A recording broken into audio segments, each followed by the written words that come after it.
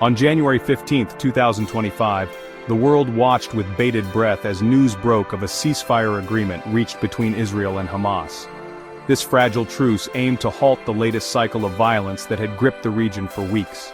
The agreement, brokered by a coalition of international actors, offered a glimmer of hope for a more peaceful future. However, the path to a lasting resolution remained fraught with challenges, as evidenced by the delayed implementation of the ceasefire. Despite the announcement of a ceasefire, reports of continued violence emerged from the region. These incidents underscored the fragility of the situation and raised questions about the commitment of both sides to a lasting peace. The international community, while cautiously optimistic, acknowledged the long and arduous road ahead. The ceasefire agreement represented a crucial step towards ending the bloodshed, but it was just the beginning. Deep-seated mistrust and unresolved issues continued to cast a shadow over the region. Only time would tell if this ceasefire would mark a turning point towards a more sustainable peace, or simply another temporary truce in a long-running conflict.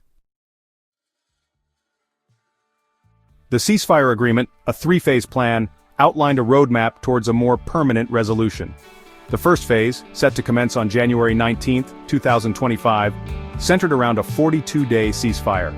During this period, Israeli troops would withdraw from Gaza, and a prisoner exchange would take place. The exchange would begin with the release of 33 hostages held by Hamas, including civilians, women, children, and the elderly. This initial phase aimed to build trust and create a more conducive environment for further negotiations. The agreement also addressed the dire humanitarian situation in Gaza.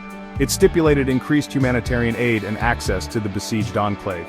The international community pledged to provide essential supplies and support to the beleaguered population, who had endured weeks of intense conflict.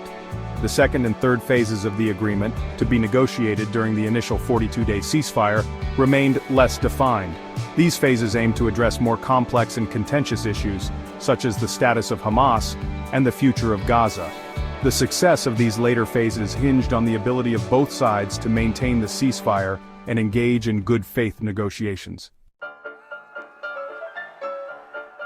The ceasefire agreement exposed deep political divisions within Israel.